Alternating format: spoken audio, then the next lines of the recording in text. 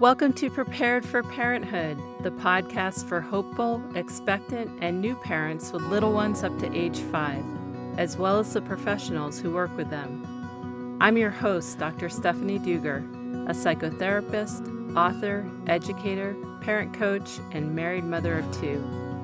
On this show, we'll discuss everything from the most up-to-date practicals of best supporting your young children, to thriving in relationship as a family, to more surprising topics around the psychology and development of babies and children from conception through age 5.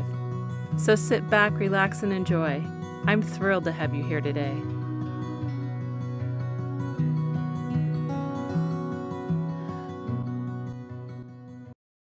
Welcome back to Prepared for Parenthood. I am so thrilled today to introduce our guest, Cherionna Menzam Sills, who has studied prenatal and perinatal psychology since the early 90s and is a somatic prenatal and birth therapist, biodynamic craniosacral therapist, and continuum teacher. She's taught internationally for years, including with her late husband, biodynamics pioneer Franklin Sills. And she also taught at 2 of my alma maters, Naropa University and the Santa Barbara Graduate Institute, as well as the Karuna Institute. The author of 3 books, including The Breath of Life, An Introduction to Craniosacral Biodynamics, Spirit into Form, Exploring Embryological Potential and Prenatal Psychology, and The Prenatal Shadow, Healing Traumas Experienced Before and at Birth. Cherionna is committed in her work and life to embodied presence. Originally from Canada, she now lives in beautiful Devon, UK. Welcome, Cherionna. I'm so glad to have you here today. Thank you, Stephanie. It's lovely to be here. Great to see you. And thanks for that lovely introduction. You're welcome. I talk about our original embryological potential or original embryo potential. I think we have such incredible potential when we're little. And one way I like to think about it is, as I said, we start out as this unicellular organism. It's relatively simple. And we develop these complex bodies. It's incredible intelligence, biointelligence, so much potential there. We've all gotten through all the challenges we've had to meet along the way. Part of my background is as an occupational therapist, where in my training I learned about developmental milestones that children go through, that parents get excited about. It's like, oh, they're standing up. Oh, they're taking their first step, saying their first words. Those are all developmental milestones. We have them before birth as well, though they're mostly invisible, so they're not acknowledged. But in order to grow and develop and learn, we have to meet a challenge. And those create our developmental milestones. The challenges are too overwhelming. We can become traumatized or not survive. We've all survived. Our living children have all survived. So they've had enough potential to get through that. But when the conditions are very difficult, our potential might get occluded, so we forget about it. We orient to the trauma. We perceive our lives and live our lives in relation to the trauma and forget about the potential. So I find in doing this work that people are able to come back to their potential and start growing again. It's quite beautiful. So it's a lovely segue into my next topic of conversation, which is you develop this embryological approach, this embodied approach to looking at embryology. And you shared a little bit there about the potential and meeting challenges. What kind of challenges might an embryo need to meet to develop into the next stage, to meet that developmental milestone? And how does that unfold in the body? I've already talked about discovery, which is a developmental milestone, and how that might be held in the body this way. Another often very challenging moment comes before discovery. 5 to 7 days after conception, we need to implant or nest in the wall of the womb. And we need to do that because we're running out of food, and the mother's tissues become food and also enable us to find a place where we can rest. It becomes a home for about 9 months, and it's protective as well as nourishing. So that could be a very challenging time. And it's designed according to what we call the original blueprint. The uterine lining is very lush and thick and welcoming. And we just go, and it feels good and it's nourishing. But kind of that uterine lining responds to the mother's condition. And that includes her psychological condition, her emotional state.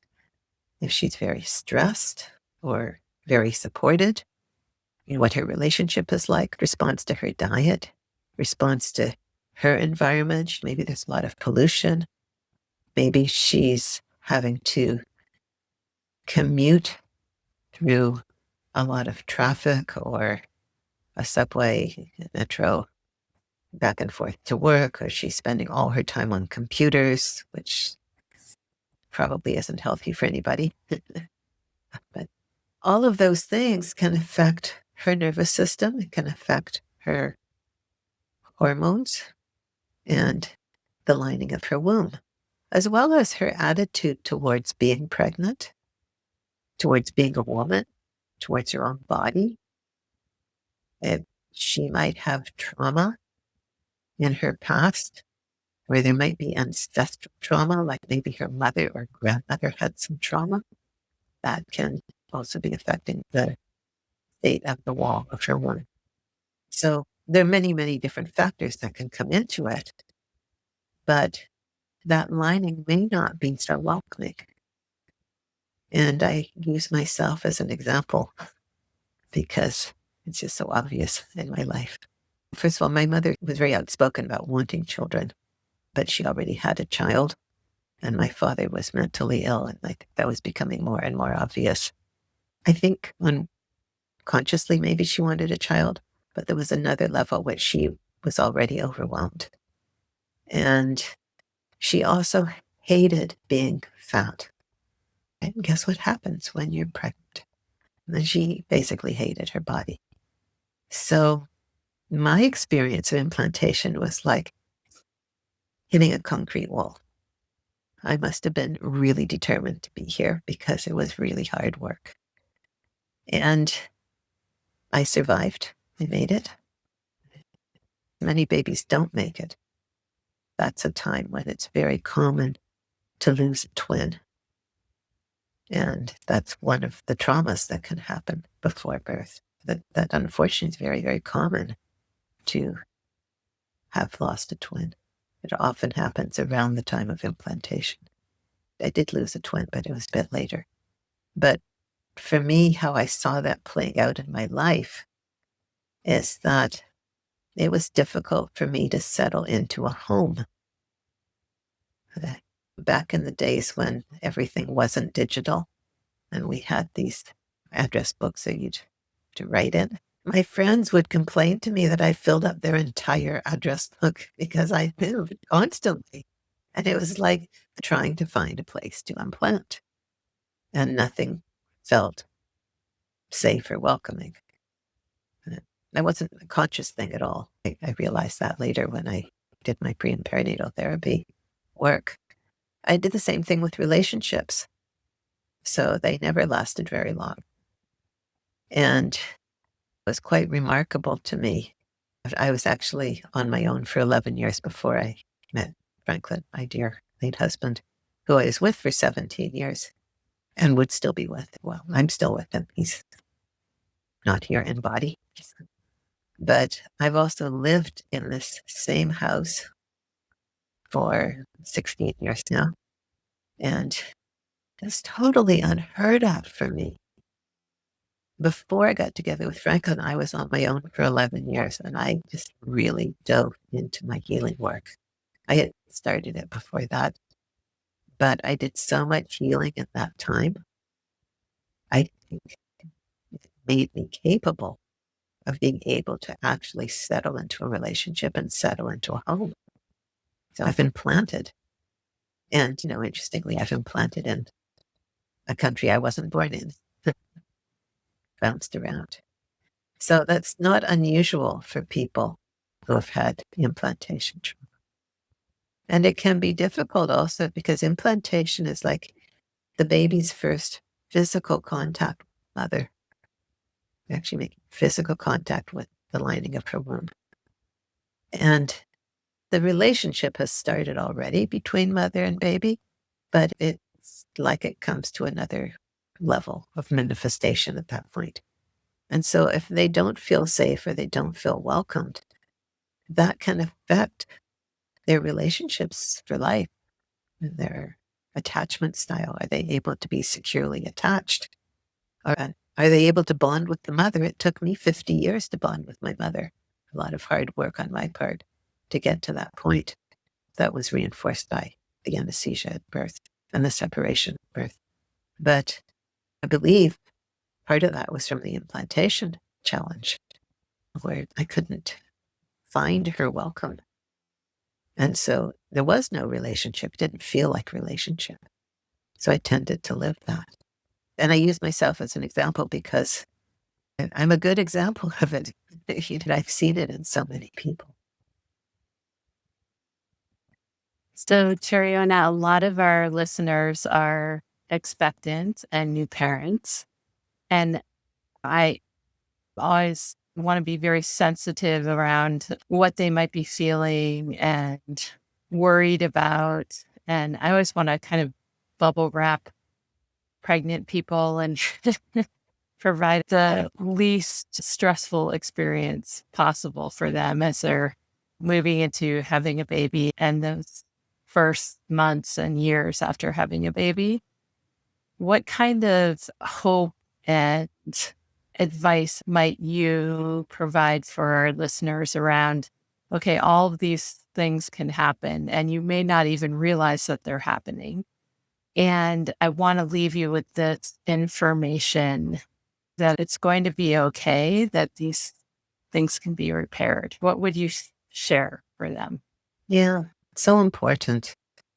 And I feel like, first of all, saying when I first got into this field, I was so excited and enthusiastic and perhaps a little fanatical about it. And I was telling everybody. And I had people getting really angry at me because they thought I was blaming them or blaming their mother if they weren't mother. And that never, ever occurred to me. So first of all, to say if you're a mother or a parent, whatever may have happened isn't your fault. The blame isn't helpful and probably isn't, I want to say, isn't accurate. I used to see it as the fault of the doctors or the medical establishment, but now I see it as the fault of the culture, our modern Western culture, that doesn't provide the kind of support that pregnant people need and that babies need. And so one of my intentions, the reason I wrote The Prenatal Shadow, is to shine the light on that shadow, to bring more awareness so that the possibility of support can be there. Okay. Part of that support is acknowledging what might have happened and doing the kind of repair that I've mentioned. Speak to your baby, whether they're born or not, even if they're not conceived yet. That's a great time to start speaking with your baby and welcoming them.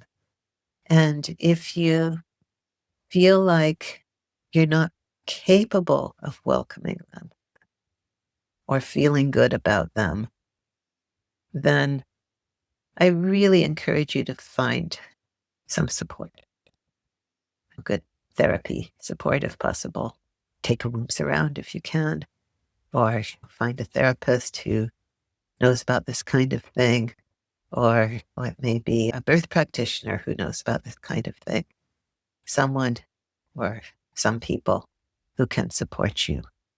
so that you can shift your relationship with your own history and thereby be more present for your babies. You don't have to pass on your history.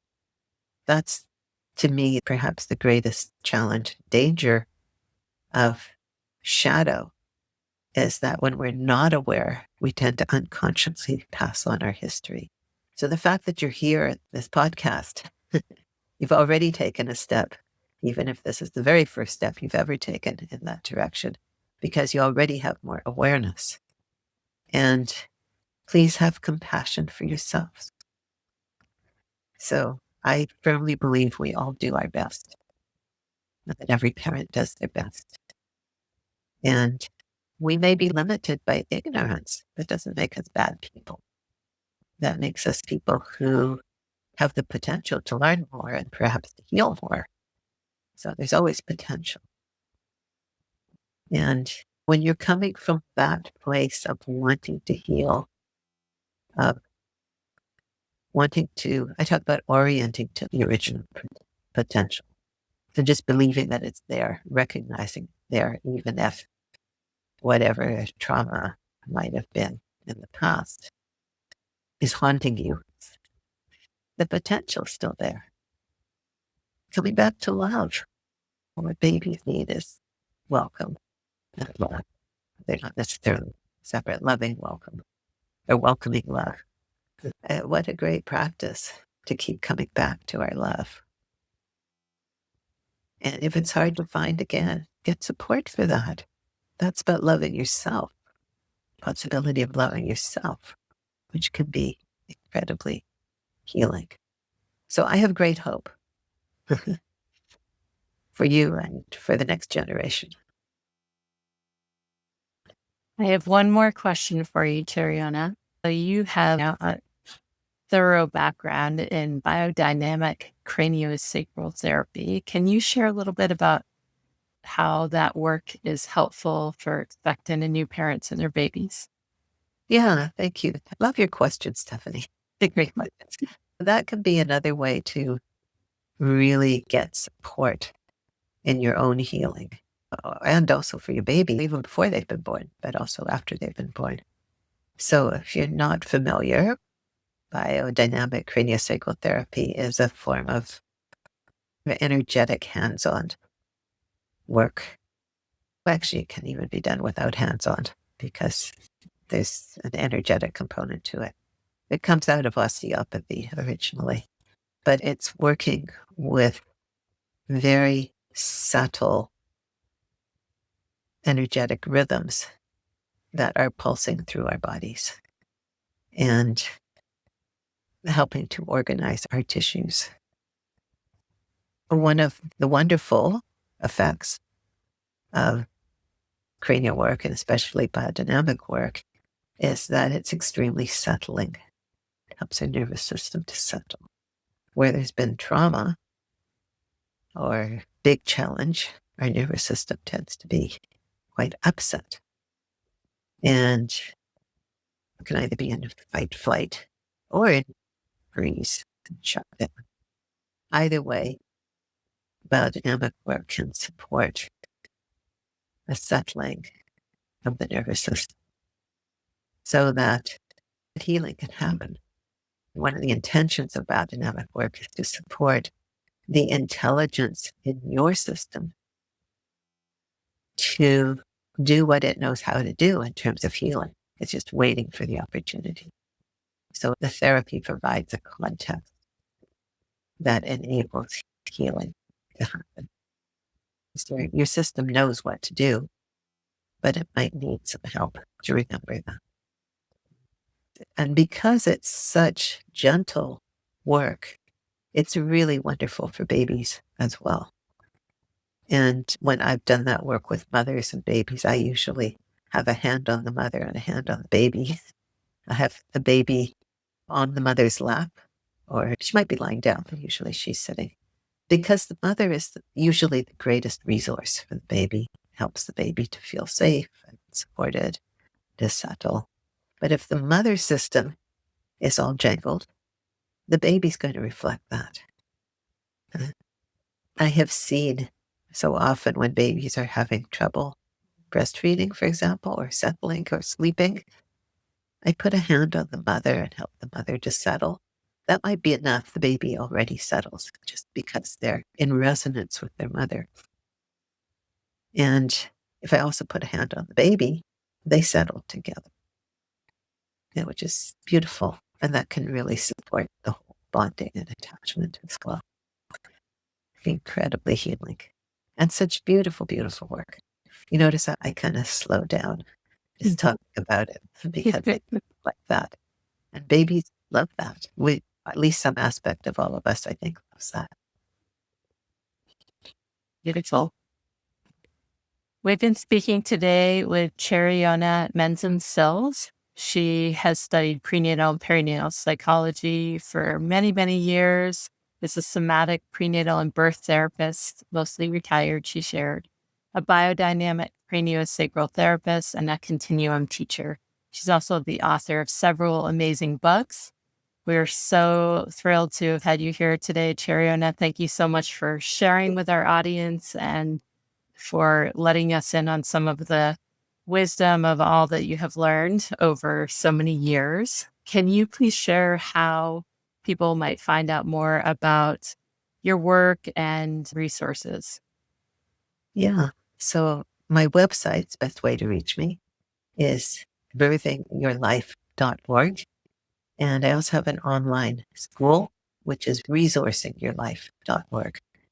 And Stephanie, I've really enjoyed talking with you. Thank you for your great questions and your lovely presence and for all your good work.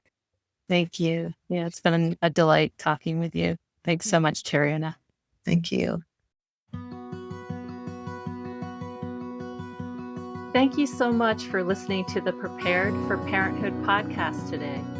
I hope you found this episode educational, informational, and conversational, and that you'll join me again for another episode soon. If you enjoyed listening to today's podcast, I'd very much appreciate if you would rate, review, and subscribe.